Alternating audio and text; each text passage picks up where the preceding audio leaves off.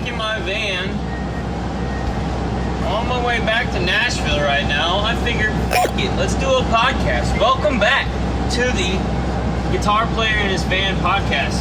Still has not been released at this date, but hopefully while I'm on the bus,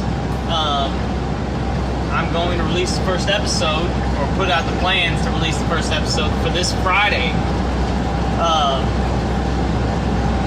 Maybe I should release it Thursday night, say that it'll be available Friday. Yeah, something like that. I guess so. By the time it gets caught up, you'll be hearing.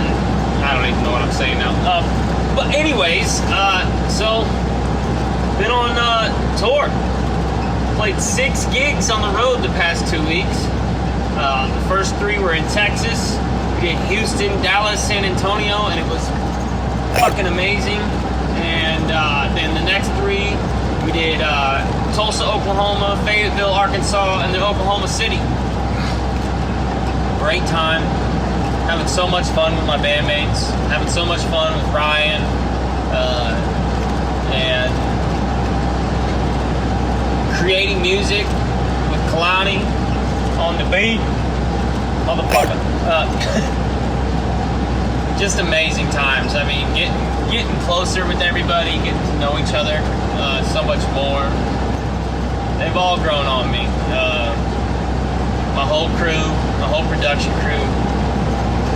I love everybody right now. They are all killing it. I mean, just we're having a great time.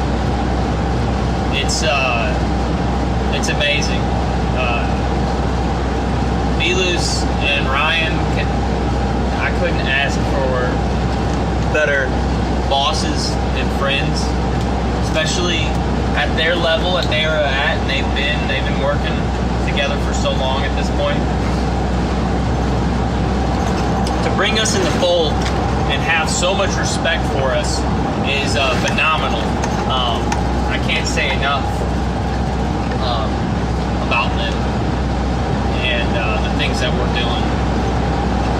But well, let's get into it. What's it been like? Well, I guess let's start with the shows. Just so much fun. Except for the House of Blues. That was the first show in Houston. I mean, it was fun for everybody else, but for me, I had something go on. I don't even know at this point. I can only speculate. So on our way down to Texas from Nashville, we stopped in Texarkana, and I believe that was the day as we were taking off, I smacked my head on the bus bay cargo door. So you got your bays under the bus and everything. Well, I gently smacked my head on the top of my crown on the bus bay door, and then 30 seconds later I really smacked it, and it hurt pretty good. So then the next night we played Houston at the House of Blues. It's 3 stories up. The stage was probably around 4 stories up. I don't know, something like that. Stupid. Really odd. Really congested space. If I do say myself. But, here, let me get for some reason my voice kind of hurting for some reason. Where is, thought I had some cough drops here in my book bag. I am driving. I'm doing multiple things. Yes, get over, Volkswagen. Thank you very much. Hopefully I don't press the horn here and seem like a dick to this person. But if I do, fuck it, you know. Damn. I lost the cough drops. Where are the cough drops? So, yeah, I hit my head pretty decent, you know? Like, hey, there's the cough drops, I think. I think I found him. Let's go. Man, it's fucking hot in this van. I'm all over the place right now. Got my cough drop. Passing the Volkswagen. Alright. Let's put on some AC. So I'm rocking out. Things are feeling a little odd. Kind of hot. Doesn't feel like there's enough oxygen in the damn place. And I think that's because it's 3 stories up, and you got a couple. What was it? It's probably about 700 to 1,000 people. Between the balcony, and the floor, all up in this room. There's no doors open or anything. And,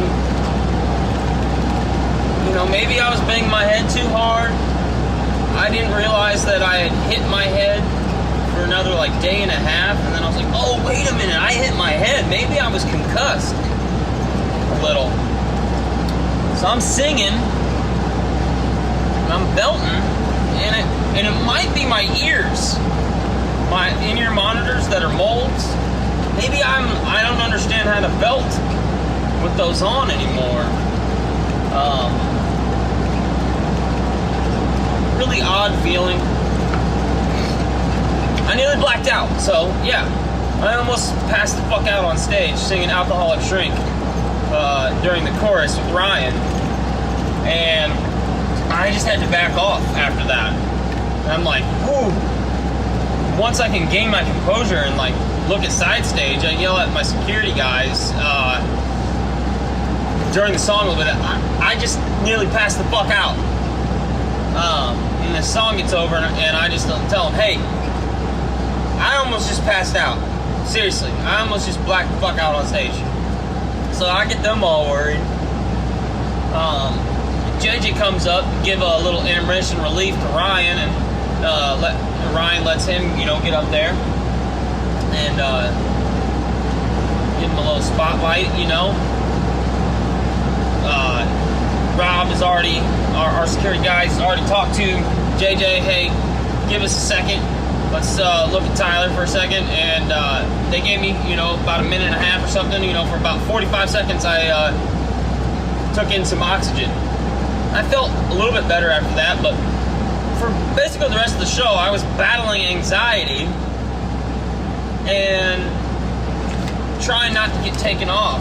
At one point, they're making decisions of, hey, if we got to pull you, we'll pull you, and just don't worry about it. We'll run your tracks. And at that moment, I was like, no. Because I don't think all the tracks are there. I've kind of done some editing so that they keep integrity, of my guitar playing. So there's a lot of overdub work on Ryan's tracks. Getting into the nitty gritty of things, letting you understand a little bit. So I pick and choose what parts I feel should be played by me, and the track can play the other parts, because there's only one guitar player, alright? And honestly though, there's not that many times where that's occurring. Mainly what you hear on stage is me most of the night when it comes to guitar. But I just felt, no, I gotta get through this show. And the whole time, it felt like I was about 6 inches back in my head. Viewing wise, I wasn't necessarily inside my body. It felt like I was floating a little bit back behind it, watching it all happen, and just trying as hard as possible to get through it. I think a lot of anxiety set in after the almost blackout moment. I think pretty much anybody who's ever been a singer and gone a little too hard on their one of their vocal lines has felt the blackout. You know what I'm talking about, where you feel like you're about to pass out. You who have a lack of oxygen to your brain in some matter, some form. And so it was the worst it's ever been in my life, though. That was kind of the bad part. And then as it got over with, I started forming a headache. It was rough. But I got checked out by the medics. My heart was fine. Heart rate was fine. Blood pressure was fine. So, yeah, I've been kind of working on that. Kind of also, I feel like because I'm too conscious about my singing now, I'm breathing incorrectly. You know, singers, we work on trying to take in the right amount of air between your lines, and eventually that becomes a natural thing. But I believe there is a disorder or something that singers can fall prey to where they think about their breathing too much, and then they start forming bad habits and aren't breathing correctly for the amount of, they're not taking in enough air, having enough breaths so that they can actually sing the lines correctly, which is, I was having some of that go on throughout the next set of shows. Rough one. Everybody else, though, had great fun there at House of Blues. It was pretty fucking awesome to be playing at House of Blues, I would say, but I didn't enjoy it. The idea was more the fun part. I signed my name, or signed my signature, about 4 feet away from Ted Nugent's, which was fucking mind-blowing, and amongst so many other artists that have played there. But, you know, for guitar players, you know, Ted Nugent, for me, always been up there. I don't care what anybody says about his politics. That man rips, okay? There's a lot to learn about tone and sustain from that guy.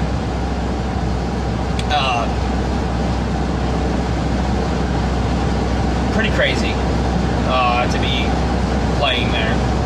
You know what's funny is that everybody said I did great, though, which was hilarious to me, considering I was dying on stage is what it felt like. And then,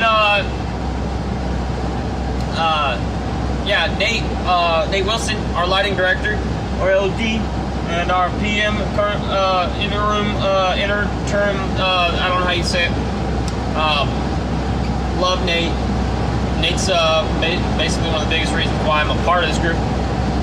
He came up to me and said, your solos were amazing. And I'm like, that's great. My dad would love to hear that, considering I was trying not a lot to play my solos. I was just, let's do less. Let's do what is needed. Let's not think about it too much. And I guess the solos ripped.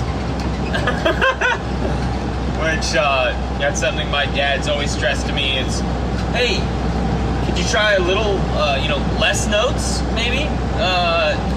Maybe that would sound a little bit more soulful and better. Always been working for less notes, but goddamn, I like to shred, alright? So, sorry to say the Lord's name in vain. But, anyways, let's move on. Dallas. Where did we play at Dallas? The Southside Ballroom. That's where the Live Nation incident happened. Hilarious. If you don't know anything about that, look that up on YouTube's or on go to Ryan's Instagram. And by the time this comes out, you have to go back a few posts, probably at least 20, if not more. Ryan likes to post. That boy posts. That place was a lot of fun. It was a big place, exciting time, exciting crowd, literally. What else to say about it? Great green room. Although these Live Nation shows were really weird because they checked our bags, even. It's like, yo, we're the artists. We're not bringing in weapons. We're not going to shoot up the crowd. Why are you metal detecting me and all my equipment? And what is going on here? Be careful with that. That is worth $2,000. That's just my laptop. You know, like moments that's just like, what is going on, Live Nation? What are you doing? Why are you checking my stuff? I'm playing here tonight. I'm not a gangster. I'm just this red-headed ginger white boy, to say the least. I know there's probably some red-headed ginger white boy gangsters, but come on. If you look me up, I do not look like one. I do not look hard at all. Okay? I am not from the streets, even though I grew up white trash as fuck. Back home, if you don't know, I grew up on the North End. I'm known as a noob. North End white trash, baby. That's right. I wear it proud. But I'm pretty classy. I'm a musician. I can fit into any crowd. Be careful. Beware of artists. I can associate with anybody. Any given time. I've learned the craft of just going with the flow and being like, hey, I'm that guy. I look cool. Oh, whatever. I don't know. Making up shit. But third show of Texas was San Antonio at the Majestic Theater. San Antonio was beautiful. Got to see the Alamo, got to see the Riverwalk. Didn't get to do that much, you know, while we were there, but man, was that place just gorgeous. It was so much fun to just see such an old theater kicking ass. I climbed throughout the whole damn thing. If you want to go check it out, it's on my Instagram, the Majestic Theater. There's a reel that's dedicated to it. It shows like me going through everywhere on it in it. Now it's raining a ton. Probably can hear that. My bad.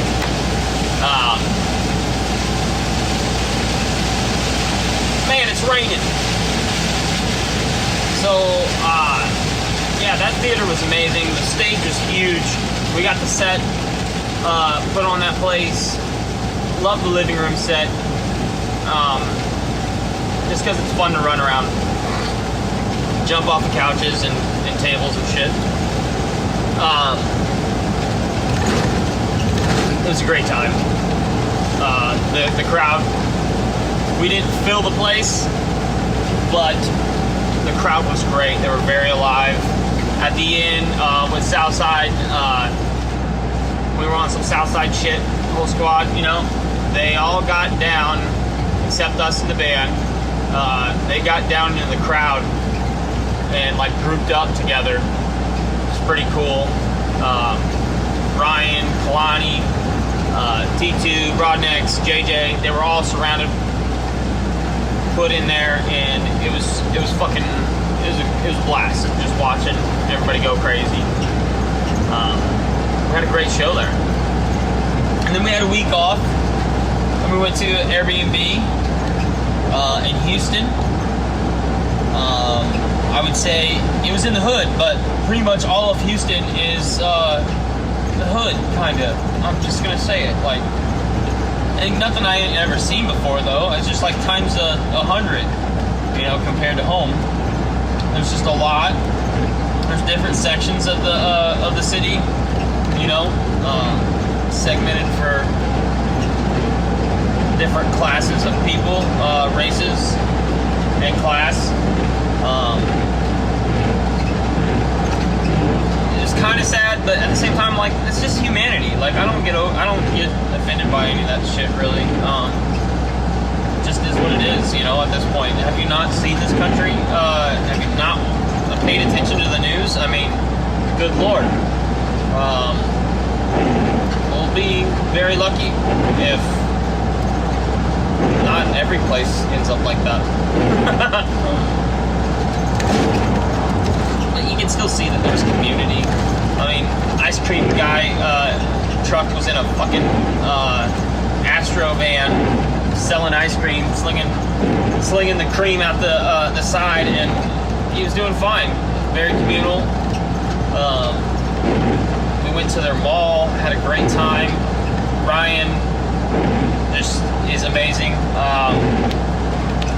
I'll just say it. He, you know, some other people, he probably wouldn't want me to speak on this, but I think it reflects amazingly on his character. There were some kids, like younger brother and older brother, very young though still. They were like maybe 12 and 7 or something, 12 and 8, selling candy out of boxes, saying they're like doing it for a charity, but you know, they're trying to make a little money, you know. They don't have a lot. I bet they wouldn't be allowed in the mall if they weren't doing it for like charity, saying that, but it doesn't matter. Maybe they are. Whatever the case may be, Ryan gave him a hundo for, you know, a bag of candy, a little candy bar or something like that. It blew the little kid's mind, and I had to quickly turn around and I gave the kid a 20 for a bag of Skittles. And it's just moments like that that make me go, you know, Ryan didn't even think a thing of it, you know, he just did it. Like,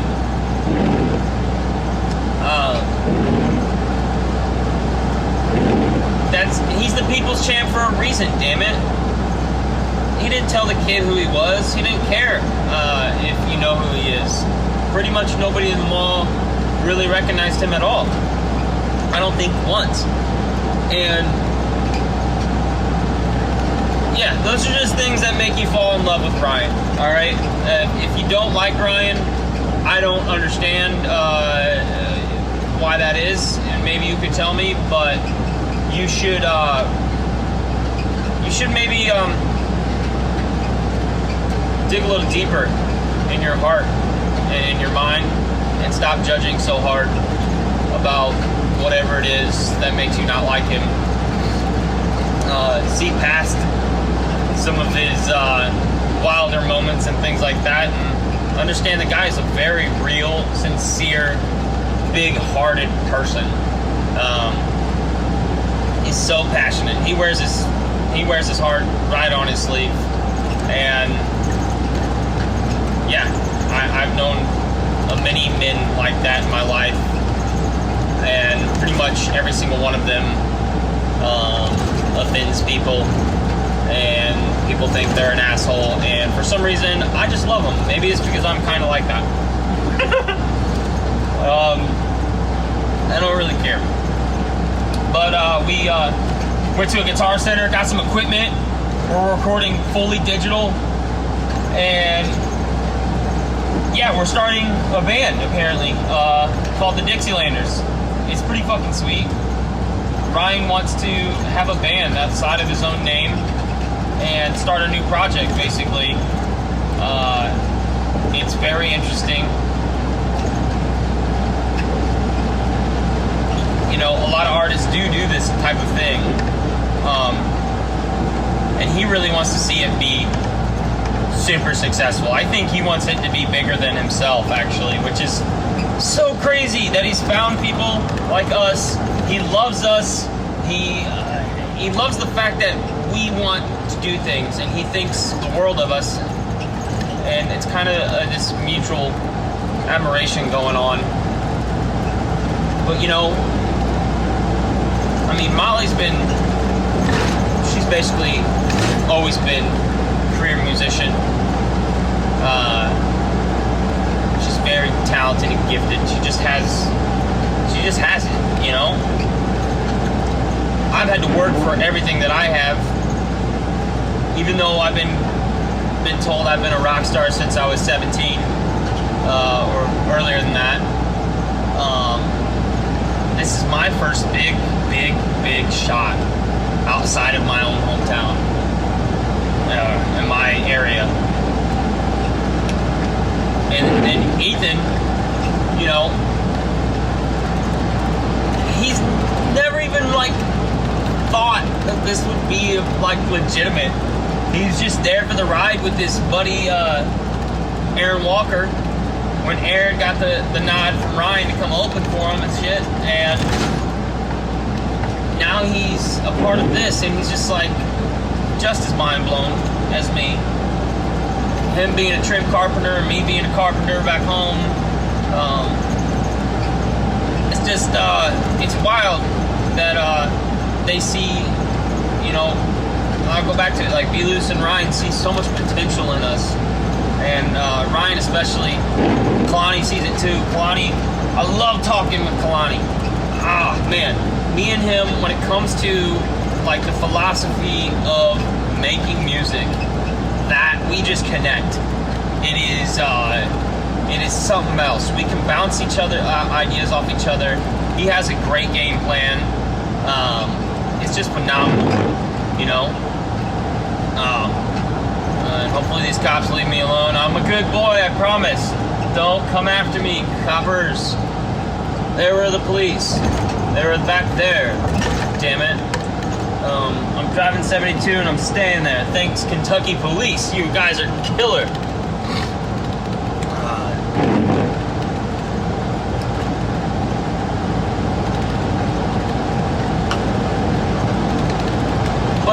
Yeah, we've got like 3 or 4 song ideas already started. Brian's released some of it. That's another thing. He just releases fresh demos of what we've done. It's like, oh, dude, we ain't fully there yet. Come on. But no, it's good and refreshing to see what it's really like to be an independent artist, put things out so raw and real, and really let people know, especially these deep Creeker fans, what's going on early on. Like, get the whisper started. So anyways, going into what is it? The second weekend. We go to Tulsa, and we're at the Brady Theater in Tulsa, Oklahoma. The town looked pretty nice. Greeted by a dog named Hector. Cute little sucker. Really fun. The venue had a dog. Tiny little guy. The venue apparently was haunted. I'll just let you go look up the Brady Theater and read the description all the way to the end on what happened there. Yeah. We had a decent gig there. Had a couple bad apples in the crowd, just heckling like crazy. It's kind of unfortunate. They ruined it for everybody else that was having a good time. Throwing it off, you know. Ryan's very generous when it comes to signing things and taking people's phones and doing selfies and videos and all of that stuff. It's just like, why do people gotta throw their stuff at him sometimes? You know, it's like, hey,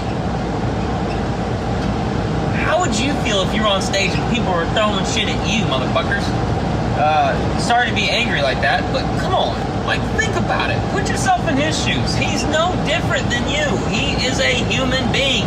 And even though he's a superstar, like he is, he's the closest to being as real as it can fucking be, and y'all know that. And if you're a Creeker listening to this, it's just so odd. He will get to you, I promise. And if he doesn't, it's not that big of a deal, man. Like, you're in the presence, you're right up front. Just chill out, enjoy it. It's okay.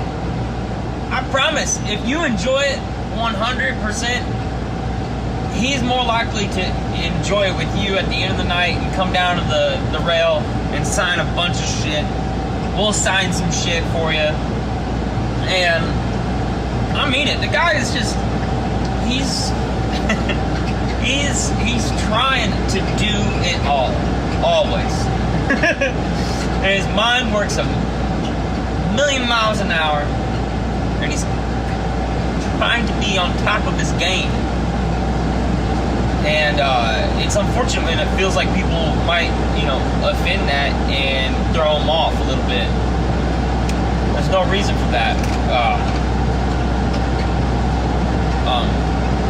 I wouldn't take offense to it, though, what I'm saying. He's up there trying to give everything he got.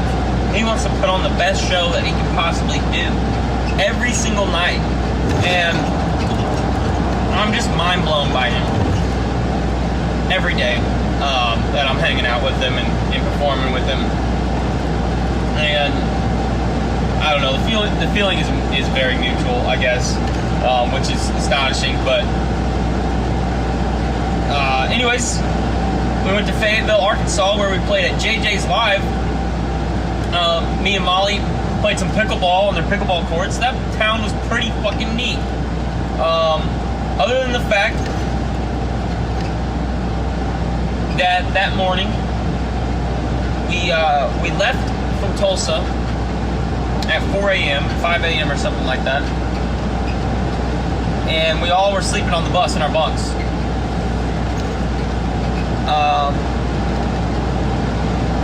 Right? Was it that one? I think it was.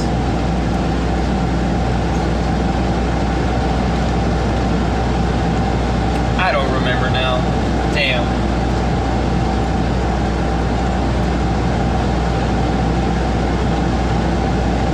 I think that's what it was. And yeah, we left from Tulsa. And we watched Step Brothers. We made Molly watch Step Brothers for the first time. And it is very boring humor, as she said, but it was fucking hilarious. Me and Ethan were about dying for about 90 minutes straight. That movie does not let up. Step Brothers, OG, just still hilarious.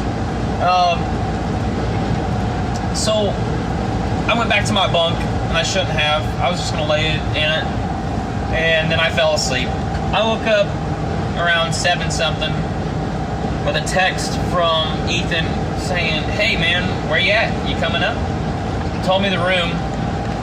We've been staying at, I'm not going to say what we've been staying at, but it's where we usually stay at. And I get outside the bus and I'm looking for this hotel that we usually stay at, and I'm like, what the? There's that hotel, there's that. This isn't the hotel that it says on itinerary. What is going on? So I put in the address for the hotel that I thought we were staying at, and it's like 2 miles away. I'm like, I thought I was left on the bus all alone. I didn't know what the hell was going on. I was confused, tired, and that'll get a ginger grumpy in the morning. So I'm like, what the? People just left me. What is going on? I get back on the bus and I see B-Loose in his bunk. I'm like, oh shit. Anyway, I'm like, so I didn't wake him up. I was like, all right, cool. And then I looked below my bunk, and there was my card to the hotel where the bus was staying at. And I was like, oh, okay, cool. But by that time, I cooled down and I was just awake. So I went in and had their shitty breakfast. And then I got about 3 hours of sleep. Woke up an hour before our shuttle was going to pick us up. My dad actually woke me up, which is pretty funny.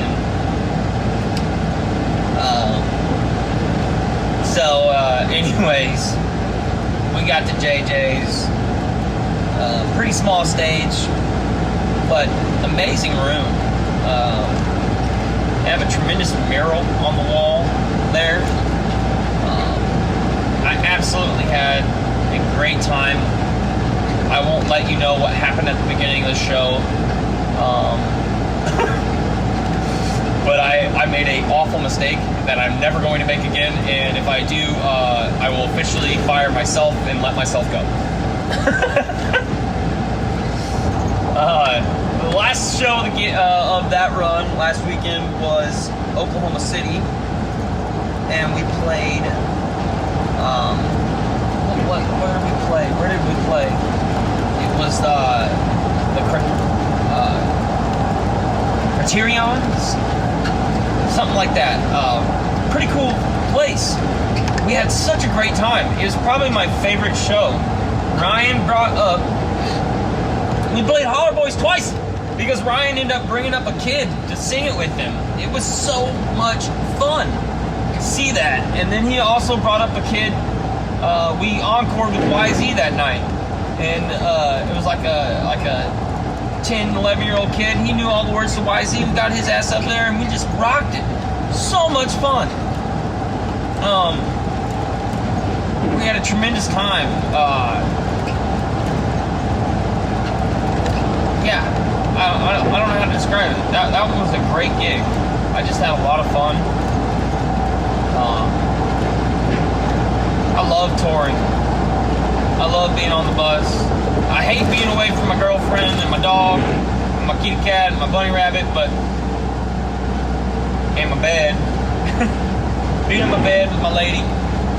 It's always, it's just nice to go to sleep next to someone that you've been sleeping next to for going on like 3.5+ years now.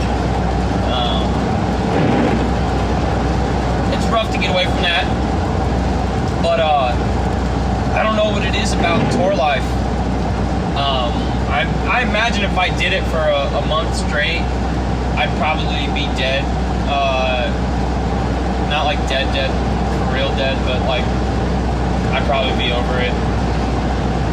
But like the third show of these runs, every time it comes up, I'm like, man, really?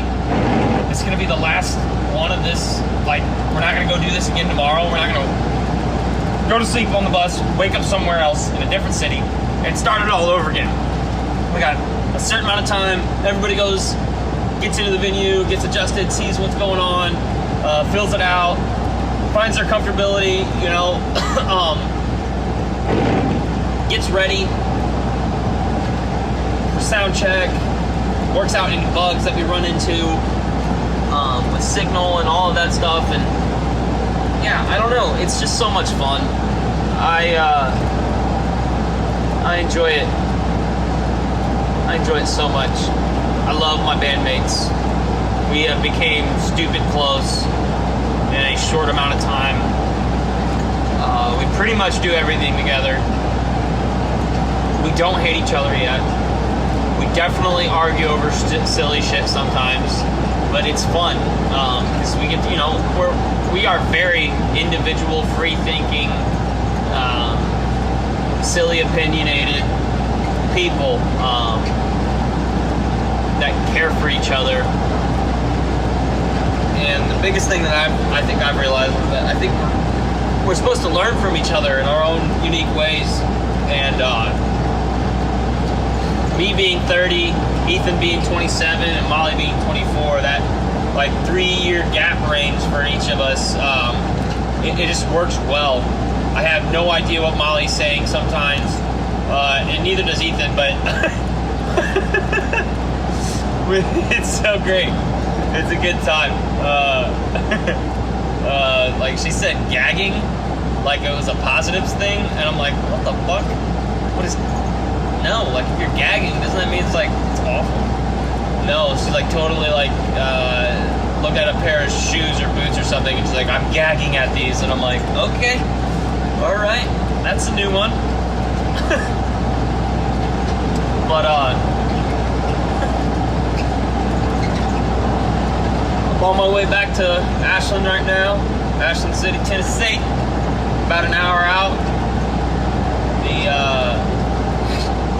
I think the bus leaves at 11 something maybe.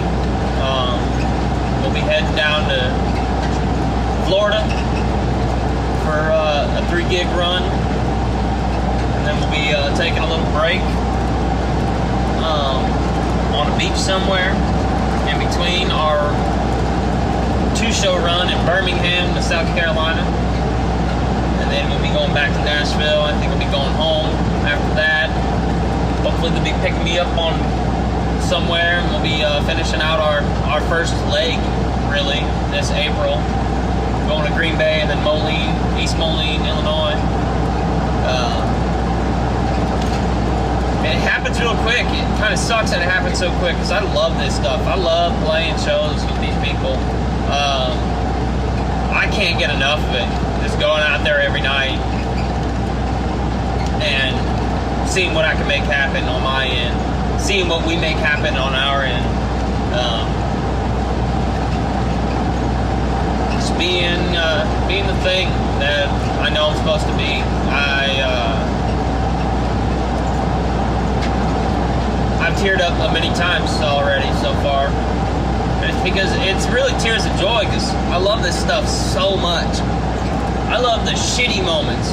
I love to suffer. I'm a glutton for punishment. I'm a weird sadomasochist motherfucker or something like that, I guess. Not in the bedroom. But